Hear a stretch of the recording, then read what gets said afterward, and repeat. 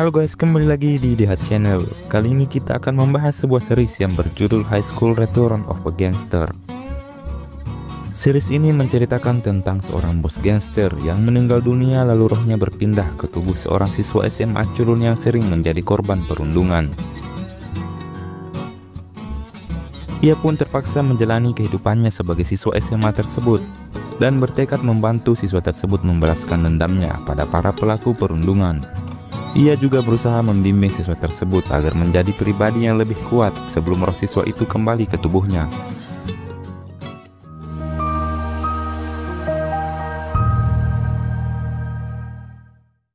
Film dimulai dengan menampilkan seorang pria bernama King Dekpal yang sedang berlatih mengerjakan soal ujian masuk perguruan tinggi ditemani oleh guru privatnya.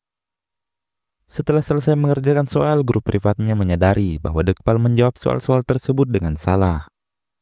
Sang guru pun mengungkapkan kekesalannya dan menyuruh Dekpal untuk belajar lebih giat. Saat les privat berakhir, sang guru terkejut karena mengetahui identitas asli Dekpal yang ternyata adalah seorang bos gangster. Dan di luar, anak buah Dekpal menangkap seorang pria bernama Jamal yang selama ini mereka cari. Dekpal pun bersiap untuk menghajar si Jamal. Sementara itu, sang guru privat yang ketakutan mencoba pergi diam-diam. Namun ia justru tertangkap oleh Jamal yang berhasil melepaskan diri dari tawanan gangster. Dekpal meminta Jamal untuk melepaskan gurunya dan mengajaknya berduel. Mereka pun berduel dan pada akhirnya Dekpal berhasil menumbangkan si Jamal. Setelah itu Dekpal dan anggota gengnya menghadap pada bos besar mereka yang bernama Seo Chil Sung. Di sana bos besar memberitahu rencananya untuk pensiun. Dan ia ingin Dekpal menggantikannya sebagai pemimpin utama geng Chilsung. Karena itu sang bos meminta agar Dekpal melupakan cita-citanya untuk berkuliah dan mulai fokus memimpin geng.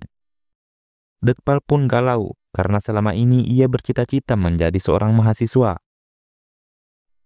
Ia pun menyuruh anak buahnya pulang duluan karena ia ingin menyetir mobilnya sendiri. Di perjalanan ia melihat seorang siswa SMA yang akan melakukan bunuh diri dengan melompat dari jembatan penyeberangan. Ia pun berusaha menyelamatkannya. Saat anak itu melompat, ia langsung menangkapnya. Mereka pun tergeletak di tengah jalan. Dan beberapa saat kemudian Dekpal tertabrak sebuah truk. Singkat cerita, Dekpal terbangun di rumah sakit.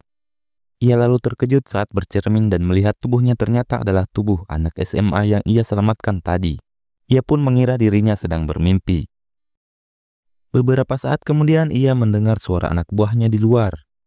Ia pun membuka pintu dan anak buahnya yang bernama Dongsu dan Jongchul langsung menghajarnya. Dongsu lalu menyeretnya ke acara pemakaman Dekpal. Para anggota geng menyuruhnya berterima kasih pada mendiang Dekpal karena Dekpal meninggal saat menyelamatkan dirinya. Ia lalu berusaha menjelaskan bahwa dirinya adalah Dekpal. Namun semua itu sia-sia saja karena semakin ia menjelaskan semakin keras juga ia dihajar.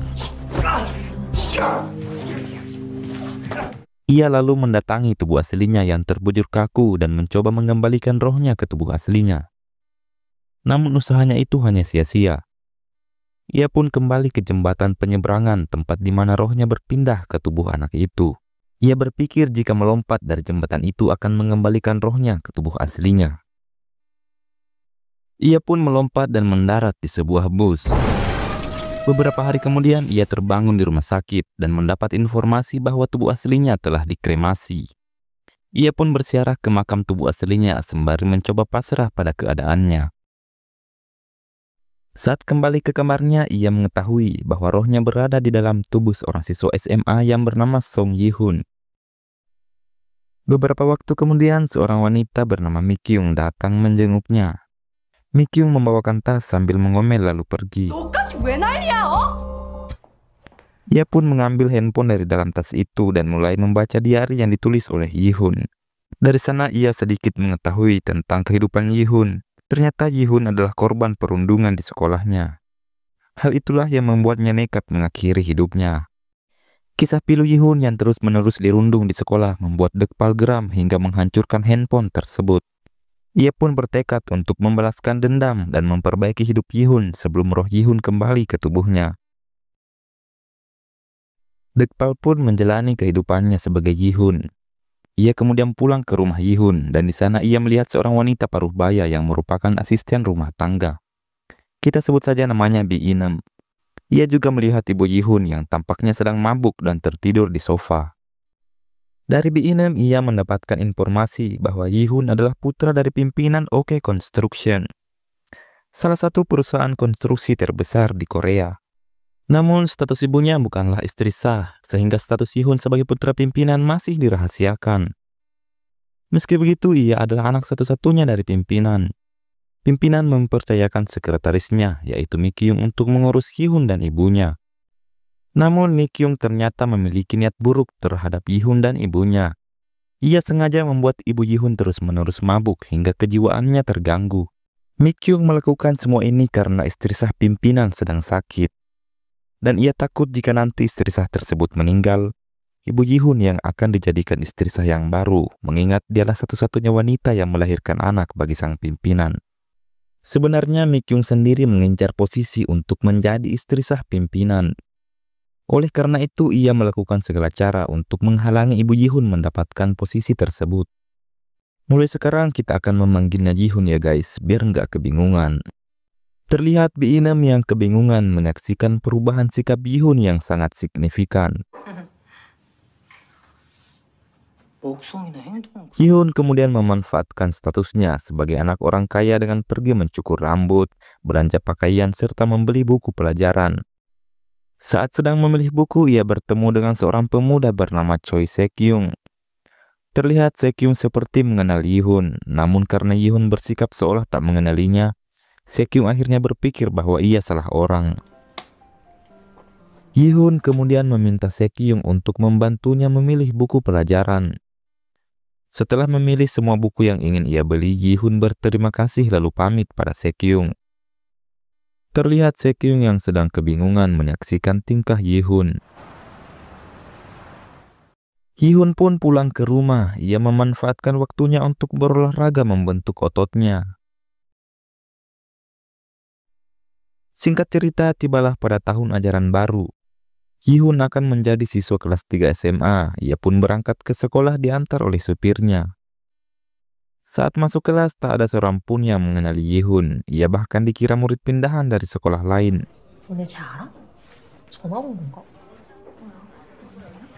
Beberapa saat kemudian, wali kelas datang bersama ketua kelas, yaitu Se-kyung. Saat melakukan absen, para murid terkejut saat nama Yihun disebut dan ia mengangkat tangannya. Mereka tak menyangka bahwa orang itu adalah Yihun karena penampilan dan sikapnya sangat berbeda. Yihun yang selama ini mereka kenal adalah seorang pemurung, pendiam, dan pecundang. Setelah wali kelas pergi, Yihun dihampiri oleh seorang murid bernama Hong Jae-min yang selama ini sering membuli Yihun. Ia ingin kembali membuli Yihun, namun reaksi Yihun membuatnya terkejut. Mereka pun membawa Yihun ke belakang kelas untuk dipukuli, namun Yihun hanya tertawa. Jae-min dan kawan-kawannya lalu mengeroyok Yihun, sementara itu Yihun melawan mereka dengan percaya diri.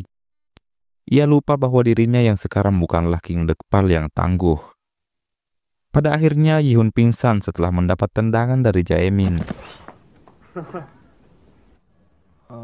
Saat sedang pingsan, ia bermimpi bertemu Yihun yang asli dan dirinya kembali sebagai King Dekpal. Di sana Yihun memberitahu Dekpal bahwa ia tidak perlu melakukan apapun untuknya karena hal itu hanya sia-sia. Namun Dekpal mengatakan bahwa ia akan berusaha mengubah nasib Yihun. Ia berjanji akan membalas dendam pada Jae-min, berjuang untuk masuk universitas, serta menjaga ibu Yihun. Pokoknya selama Dekpal berada di tubuh Yihun, ia akan menjadi Yihun versi terbaik. Yihun menjawab bahwa bagaimanapun nasibnya tak akan berubah. Setelah itu ia menghilang. Dekpal kemudian bangun dari mimpinya dan tersadar dalam tubuh Yihun. Se-kyung lalu muncul dan mengajaknya ke UKS untuk mendapat perawatan. Di ruang UKS, Se-kyung bertanya pada Yihun mengapa saat membeli buku Yihun pura-pura tak mengenalinya. Yihun pun menjawab bahwa ia sedang lupa ingatan. Sekyung kemudian memasang wajah sedih karena Yihun tak mengenalinya padahal mereka adalah teman akrab. Yihun pun meminta maaf dan mengaku akan berusaha mengembalikan ingatannya. Namun tiba-tiba ekspresi Sekyung berubah, ia mengaku berbohong. Mereka sebenarnya tidak berteman, bahkan Sekyung mengaku pernah diancam oleh Yihun. Yihun pernah mengancam akan mengungkap sifat asli Sekyung pada orang-orang jika Sekyung tak mau menurutinya. Yihun mencoba menyangkal hal itu, namun tiba-tiba Sekyung menuduh Yihun yang berada di depannya bukanlah Yihun yang asli. Bisa saja ia adalah kembaran Yihun ataupun keluarganya yang menyamar sebagai Yihun. Sekyung mengaku telah memperhatikan perubahan Yihun mulai dari gaya berjalan, cara berbicara hingga senyumannya. Tidak mungkin Yihun bisa mengalami perubahan sikap secara signifikan dengan waktu yang sangat singkat. Yihun mencoba mencari jawaban dengan hati-hati. Ia menyadari bahwa Sekyung adalah orang yang berbahaya. 넘어가려고 하지 말라고. Yihun kemudian menjawab bahwa semua orang bisa berubah. Dan bukan saatnya memikirkan hal itu. Yang perlu mereka pikirkan sekarang adalah bagaimana caranya agar bisa masuk universitas. Mengingat mereka sekarang sudah kelas 3 SMA. Setelah mengatakan hal itu, Yihun langsung keluar meninggalkan Sekyung. Sementara itu, Jaemin dan gengnya juga merasa kebingungan dengan perubahan sikap Yihun. Biasanya Yihun sangat takut pada mereka, namun sekarang ia berani melawan. 있겠냐? 못 봐주게 왜? Di dalam kelas, Yihun mencoba bergaul dengan teman sebangkunya. Awalnya ia dianggap aneh, namun pada akhirnya ia berhasil akrab dengan teman-temannya. Bahkan juga akrab dengan gurunya. 아니겠습니까? 이게 다 선생님께서 면허 개전 해주신. Hal itu membuat Sekyung makin curiga dan terus mengamati Yihun.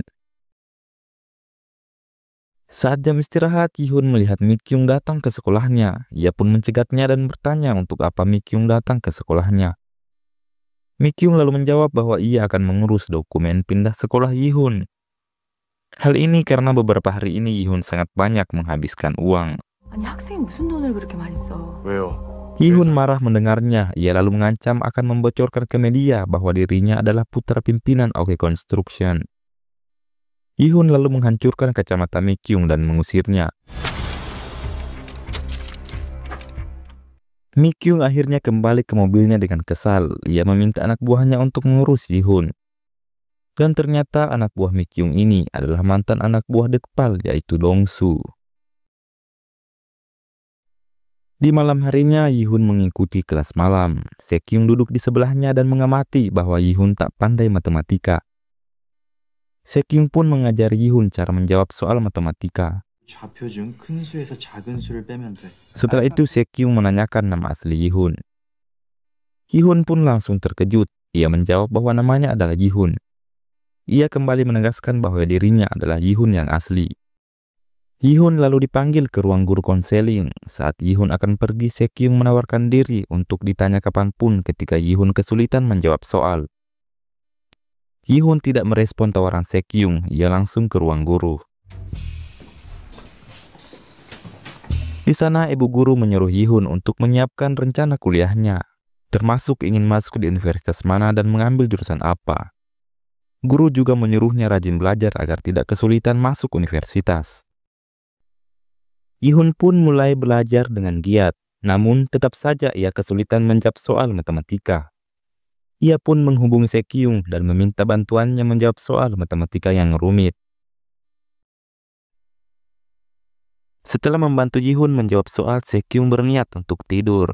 Tapi tiba-tiba ia teringat ketika Yihun datang ke rumahnya meminta bantuan sambil mengancamnya. 싫어. 그럼 나도. Yihun mengancam akan mengungkap sifat asli Sekyung pada semua orang jika tidak membantunya. Sekyung terlihat sangat panik sampai menggigit kukunya. Sementara itu, Yihun keluar berolahraga untuk memperkuat fisiknya. Setelah berolahraga, ia singgah di permandian air panas. Di sana, ia bertemu 2 orang anggota gangster. Yihun kemudian memanggil mereka dengan sebutan anak-anak. Ia lupa bahwa dirinya sekarang bukan bos gangster lagi. Kedua anggota gangster itu tersinggung dipanggil anak-anak oleh seorang pemuda. Salah satu dari mereka pun menghampiri Yihun dengan niat memberinya pelajaran. Yihun kemudian langsung meremas lato-latonya hingga ia menjerit kesakitan. Yihun melihat lengannya yang bertuliskan geng Dongsu. Yihun pun langsung mengetahui bahwa geng tersebut adalah geng baru, karena selama ia hidup sebagai King Dekpal tak ada yang namanya geng Dongsu. Yi-hun kemudian memberikan nasihat pada kedua anggota gangster itu. Di sana ia secara tak sengaja mengaku sebagai King Dekpal. Mendengar hal itu, nyali kedua gangster itu langsung ciut. Saat akan pulang, Yi-hun memberi mereka uang jajan. Mereka pun bersikap sangat sopan pada Yi-hun. Setelah Yi-hun pergi, Dong-su dan Jong-chul datang. Ternyata merekalah yang mendirikan geng Dong-su. Jong-chul datang membawa Jaemin dan teman-temannya karena mereka meminta untuk direkrut menjadi gangster. Dua anggota gangster yang bertemu Yi-hun tadi menceritakan tentang seorang bocah yang mengaku sebagai King Dekpal pada Jong-chul dan Dong-su. Mereka pun bertanya apakah bocah itu adalah putra King Dekpal. Jong-chul pun menjawab bahwa Dekpal tidak pernah menikah. Mereka pasti dibodohi oleh seorang bocah. Saat tiba di rumah, Yi-hun terkejut mendapati Sekyung sedang berada di rumahnya. Sekyung mengaku datang untuk mengejar Yi-hun. Yi-hun pun langsung mengusirnya. Secara tiba-tiba ibu Yi-hun datang dalam keadaan mabuk. Yi-hun pun terpaksa menyuruh Sekyung masuk ke kamarnya, sementara ia mengantar ibunya ke kamar. Sekyung pun langsung masuk ke kamar Yi-hun, dan di sana ia menggeledah semua barang-barang Yi-hun. Pada akhirnya ia ketahuan. Yi-hun yakin kedatangan Sekyung ke rumahnya semata-mata hanya ingin menyelidiki identitasnya. Dengan terbata-bata, Sekyung bertanya di mana Yi-hun yang asli. Yi-hun pun bertanya apa yang sebenarnya terjadi di antara Yi-hun dan Sekyung. Mengapa Sekyung sangat gigih mencari tahu identitasnya? Jika ia memang sepeduli itu, harusnya ia mencegah Yi-hun melompat dari jembatan penyeberangan. Sekyung terkejut mendengar bahwa Yi-hun melompat dari jembatan penyeberangan. Ia pun bertanya apa yang terjadi setelah Yi-hun melompat. Belum sempat Yi-hun menjawab, tiba-tiba ibunya berteriak histeris. Yi-hun pun langsung turun untuk menenangkannya. Setelah itu Yi-hun mengajak Sekyung keluar. Sekyung diam-diam mengambil rambut ibu Yi-hun. Mereka lalu keluar untuk mendengarkan musik. Beberapa saat kemudian ayah Sekyung menelpon dan menyuruhnya pulang. Sekyung terlihat sangat panik setelah ditelepon ayahnya. Ia mengaku ayahnya tak suka jika dirinya pergi ke tempat seperti ini. Yi-hun pun mengajaknya pulang, namun Sekyung kembali menanyakan perihal Yi-hun yang melompat dari jembatan penyeberangan. Ia ingin tahu apa yang terjadi setelahnya. Yi-hun pun menjawab kalau ia mengetahui bahwa Sekyung telah diam-diam mengambil rambutnya dan rambut ibunya. Ia mempersilahkan Sekyung untuk melakukan tes DNA untuk membuktikan kalau dirinya memang benar-benar Yi-hun. 먹은 들쥐인지 사람인지. Mereka berdua pun pulang ke rumah masing-masing. Sesampainya di rumah, Sekyung dimarahi ayahnya karena ketahuan berbohong. Rupanya ayahnya telah memasang pelacak pada ponsel Sekyung, jadi ia tahu Sekyung pergi ke ruang musik. Sekyung lalu mengaku pergi bersama temannya yang bernama Yi-hun. Sekyung memberitahu ayahnya bahwa Yi-hun adalah anak yang baik. Ayahnya kemudian memperingatkannya untuk tidak berbohong lagi karena ayahnya adalah seorang jaksa. 앞으로는 절대 거짓말하지 마. Keesokan harinya, Jaemin bersama anggota gengnya mencegat Yi-hun. Mereka memperlihatkan video saat mereka membuli Yi-hun dahulu. Yi-hun pun marah melihatnya hingga menghancurkan ponsel tersebut. Yi-hun mengajak mereka ke halaman belakang untuk berkelahi. Di sana Yi-hun menghajar mereka semua dan menyebut dirinya sebagai King Dekpal di depan Jaemin. Saat Yi-hun hendak memukul Jaemin, tiba-tiba ibu guru melihat mereka dari jendela. Ibu guru pun menghentikan mereka. Di sana juga ada Sekyung. Ia teringat bagaimana dulu Yi-hun dibully oleh Jaemin. Tapi sekarang justru kebalikannya. Ibu guru kemudian turun untuk melerai dan membela Yi-hun karena Jaemin dan gengnya mengeroyok Yi-hun. Setelah itu ibu guru membubarkan mereka. 너희들 상담실에 가 있어. Beberapa waktu kemudian Yi-hun melihat Jaemin dan teman-temannya sedang memalak siswa lain. Yi-hun pun langsung menghentikan mereka. Jaemin yang tidak terima dengan tindakan Yi-hun mencoba mencari bukti untuk memastikan bahwa orang di hadapannya benar-benar Yi-hun. Jaemin memeriksa luka-luka di tubuh Yi-hun, luka yang selama ini menjadi saksi bisu perundungan yang ia alami. Setelah melihat luka-luka itu, Jaemin akhirnya percaya bahwa orang itu adalah Yi-hun yang asli. Jaemin dan gengnya pun menjadi takut dan menuruti semua perkataan Yi-hun. Dan sejak saat itu Yi-hun memperlakukan mereka seperti anak buahnya. 야, 애들 좀 괴롭히지 마라. Saat pulang sekolah, Yi-hun menuliskan rencananya ke depan. Rencana pertamanya sudah berhasil, yaitu agar ia tidak dibully lagi. Rencana selanjutnya adalah memiliki teman. melindungi ibunya, dan masuk universitas.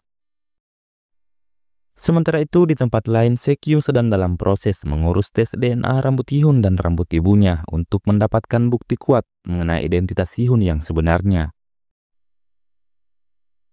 Beberapa waktu kemudian diadakan tryout ujian. Terlihat Yihun tidak menjawab satupun soal dengan benar. Ia pun meminta bantuan Sekyung untuk mengajarinya. Namun belum sempat Sekyung menjawab, tiba-tiba datang 3 orang murid dari tim basket. Ketua tim basket, yaitu si pebasket sombong, mengajak Sekyung untuk membuat kelompok belajar. Namun mereka sama sekali tidak menghiraukan Yihun sehingga membuat Yihun tersinggung.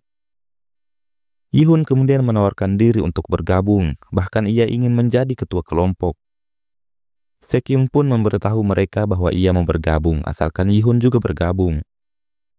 Si pebasket sombong yang terlihat tidak menyukai Yihun langsung pergi dengan kesal.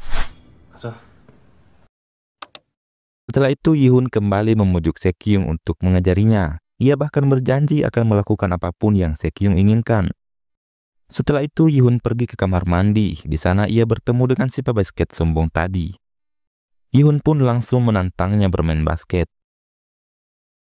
Pertandingan pun terjadi. Sekyung yang mendengar kabar itu segera berlari ke lapangan untuk melihat Yihun. Dan di saat yang bersamaan ia menerima telepon dari dokter yang mengabarkan hasil tes DNA rambut Yihun dan ibunya 99% cocok. Yang artinya Yihun benar-benar Yihun yang selama ini ia kenal. Namun Sekyung masih merasa tak percaya. Menurutnya tak ada orang yang bisa berubah sebanyak itu. Apalagi sekarang Yihun terlihat mempermalukan para pemain basket. Yihun berhasil mengalahkan si pebasket sombong. Ia pun meminta agar orang-orang tak menganggap remeh dirinya, apalagi menghinanya. Setelah itu ia menghampiri Sekyung. Di sana Sekyung memberitahu bahwa ia setuju mengajari Yihun, asal ia menepati janjinya untuk melakukan apapun yang ia inginkan. Mereka pun langsung pergi ke ruang belajar. Setelah belajar beberapa jam, Yihun kelelahan hingga tertidur. Keesokan harinya Yihun dikerumuni teman kelasnya yang mendengar kabar bahwa ia telah mengalahkan ketua tim basket. Yihun pun menjawab bahwa itu bukan apa-apa, ia lebih jago bermain sepak bola ketimbang basket. Teman-temannya pun mengajaknya untuk bermain sepak bola jika ada kesempatan. Tak lama berselang, ibu guru datang membagikan rapor nilai mereka. Terlihat Yihun lesu karena nilainya sangat jelek. Ia pun mengajak Sekyung untuk mengajarinya lebih giat lagi. Malam harinya mereka berencana untuk fokus belajar. Sebelum mulai belajar, Yihun mengajak Sekyung keluar untuk membeli jajanan. Di sana Sekyung mendapatkan kue nanas. Tiba-tiba ia teringat saat berkunjung ke rumah Yihun sambil membawa kue nanas. Di sana Bi Inem memberitahunya bahwa Yihun alergi terhadap nanas. Sekyung pun punya ide untuk mencoba memberikan kue nanas itu kepada Yihun. Ia berpikir jika Yihun benar-benar Yihun yang asli, maka ia akan menunjukkan reaksi alergi saat memakan kue nanas tersebut. Sekyung pun mengambil kue itu. Namun saat Yihun akan memakannya, Sekyung mengurungkan niatnya dan langsung menghentikan Yihun. Namun Yihun mengambil kue lainnya yang juga mengandung nanas. Setelah memakannya, tiba-tiba Yihun langsung pingsan. Ia pun dilarikan ke rumah sakit. Setelah sadar, Yihun kebingungan mengapa dirinya bisa pingsan. Sekyung lalu menjelaskan bahwa Yihun alergi terhadap nanas. Dan jika memang Yihun hilang ingatan, pasti Bi Inem dan orang-orang terdekatnya akan mengingatkannya mengenai hal ini dan memberitahunya semua tentang kehidupannya. Walaupun hasil tes DNA menunjukkan bahwa Yihun yang ada di hadapannya ini adalah Yihun yang asli, tetapi Sekyung sangat yakin kalau dia bukanlah Yihun yang sebenarnya. Sekyung lalu menceritakan saat Yihun yang asli mendatangi rumahnya untuk meminta bantuan. Namun saat itu Sekyung menolak. Yihun pun pergi dan sejak saat itu Sekyung tak pernah melihatnya lagi. Sekyung merasa bersalah lalu menghubungi Yihun, namun nomor teleponnya tidak pernah aktif. Bahkan ia tak pernah lagi datang ke sekolah. Sampai pada akhirnya ia bertemu Yihun di toko buku. Namun sejak saat itu Yihun yang ia kenal sangat berbeda. Sekyung pun yakin kalau Yihun yang sekarang bukanlah Yihun yang asli. Ia mengaku menyesal telah menolak untuk membantu Ji-hun dan berniat meminta maaf. Namun ia tak pernah bertemu lagi dengan Ji-hun yang ia kenal. Mendengar pengakuan Sekyung, Ji-hun tak lagi bersikeras mengakui dirinya sebagai Ji-hun yang asli. Ia kemudian memberitahu Sekyung bahwa ia bisa meminta maaf secara langsung saat Ji-hun yang asli kembali. 사과는 그때 해라. Ji-hun lalu meminta agar Sekyung terus membantunya belajar, agar saat Ji-hun yang asli kembali, kehidupannya akan berubah. Dan mulai saat itu Sekyung berkomitmen untuk terus membantu Ji-hun belajar. Di tempat lain, Dongsu dan Jongchul tak sengaja bertemu Jaemin dan teman-temannya. Di sana Jaemin teringat kalau Ji-hun pernah mengaku sebagai King Dekpal dari geng Chilsung. Ia pun bertanya pada Dongsu apakah bos mereka yaitu King Dekpal pernah mengajari Ji-hun ilmu bela diri. Dongsu menjawab bahwa mendiang bos mereka adalah orang yang murah hati. Jadi mungkin saja ia memang pernah mengajari seorang anak bela diri. 회장님이 생전에 오지랖이 넓었지. Beberapa saat kemudian sebuah mobil van datang menjemput Dongsu dan Jongchul. Saat Dongsu masuk ke mobil itu, tiba-tiba anak buahnya datang melapor bahwa salah satu anggota mereka ditangkap polisi. Dongsu lalu memanggil Jaemin untuk menggantikannya di dalam mobil itu. Mereka pun berangkat dan ternyata mereka pergi untuk menculik ibu Ji-hun. Jaemin pun panik, tak menyangka dirinya dilibatkan dalam aksi penculikan. Sementara itu Ji-hun dan Sekyung akhirnya tiba di tempat kejadian. Mereka pun berusaha untuk menghentikan percobaan penculikan itu. Jaemin yang ketakutan memilih untuk kabur, sementara Ji-hun dan Sekyung bertarung melawan para penculik. Untungnya suara sirine polisi terdengar yang membuat para penculik langsung kabur. Ji-hun segera membawa ibunya ke rumah sakit. Di sana polisi datang untuk menanyakan perihal percobaan penculikan ibunya. Ji-hun berbohong dan mengatakan bahwa semua itu hanyalah salah paham. Ia tidak ingin polisi ikut campur dalam masalah ini. Ji-hun takut identitasnya sebagai putra pimpinan OK Construction akan terungkap. Jika hal ini terjadi, pasti hidupnya akan berubah drastis. Para polisi masih ragu dengan kesaksian Ji-hun. Mereka berkata akan terus menyelidiki kasus ini jika menemukan hal yang janggal. Sementara itu, Sekyung yang mengalami memar di wajahnya berbohong pada ayahnya. Ia mengatakan kalau luka itu disebabkan karena ia diserang oleh preman di jalanan. Ayahnya lalu mengajaknya untuk memeriksa tempat kejadian perkara. Di sana kebohongan Sekyung akhirnya terungkap. Ayahnya pun marah besar padanya. Sekyung yang panik akhirnya jatuh pingsan. Ia pun dilarikan ke rumah sakit oleh ayahnya. Di tempat lain, Ji-hun mendatangi kantor polisi untuk mencabut laporan percobaan penculikan ibunya. Setelah laporannya dicabut, Ji-hun berusaha mencari Mi-kyung. Ia yakin Mi-kyung adalah otak di balik percobaan penculikan ibunya. Namun Ji-hun kesulitan menghubungi Mi-kyung. Ia mencoba menghubungi beberapa nomor, namun tak mendapat petunjuk apapun mengenai Mi-kyung. Sementara itu, Mi-kyung menemui Dongsu dan gengnya. Ia kesal karena mereka gagal menculik ibu Ji-hun, apalagi aksi mereka ketahuan oleh polisi. Dongsu lalu memberitahu bahwa ia punya kenalan di kepolisian dan mendapat informasi bahwa laporannya sudah dicabut. Dongsu berjanji akan mengurus masalah ini. Ia juga akan memberi pelajaran pada Jaemin yang kabur saat bertugas. 신고는 이미 취소돼 있었어. Keesokan harinya Jaemin tak pergi ke sekolah. Ia pergi memeriksa rumah Ji-hun. Ia khawatir akan ditangkap polisi jika ketahuan terlibat dalam aksi penculikan tadi malam. Ia terus memantau rumah Ji-hun hingga pada malam hari ia melihat Ji-hun dan Sekyung masuk ke rumah itu. Karena tak tahu rumah itu adalah rumah Ji-hun, ia pun menghentikan mereka. Ia bertanya kenapa Ji-hun berada di sana. Ji-hun menjawab kalau ini adalah rumahnya. 설마 이 집 살아? Sementara itu ayah Sekyung mencari tahu tentang Ji-hun. Ia lalu mengetahui kondisi keluarga Ji-hun serta nilai rapor sekolahnya yang jelek. Ayah Sekyung merasa Ji-hun hanya akan memberi dampak buruk pada Sekyung jika mereka terus berteman. Ji-hun kemudian mengajak Sekyung dan Jaemin makan malam di rumahnya. Jaemin yang tak tahu diri tiba-tiba meminta untuk menginap di rumah Ji-hun. Ji-hun pun mengizinkannya.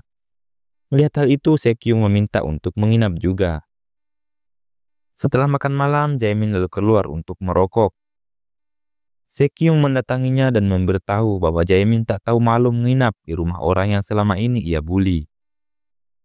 Sekyung mengaku tahu maksud Jaemin mendatangi rumah Yihun, yaitu ia ingin mencari tahu tentang kasus penculikan ibu Yihun karena ia juga terlibat dalam kasus itu. Sekyung mengaku melihat Jaemin bersama para penculik. Jaemin mencoba membantah tuduhan Sekyung. Bahkan ia mengaku dirinya lah yang melaporkan kasus penculikan ibu Yihun pada polisi. Sekyung berusaha terus menyudutkan Jaemin, lalu tiba-tiba Yihun datang dan langsung menanyai Jaemin di mana ia bisa bertemu dengan orang-orang yang berusaha menculik ibunya. Jaemin pun memberitahu tempat di mana ia sering bertemu dengan Dongsu dan gengnya. Keesokan harinya saat pulang sekolah, Yihun memberitahu Sekyung dan supirnya untuk pulang duluan. Ia juga memerintahkan supirnya untuk memperketat keamanan rumah. Setelah itu ia pergi ke tempat yang sepi. Di sana ia langsung ditangkap oleh gangster lalu dimasukkan ke dalam mobil. Oke guys, kita lanjut di part 2.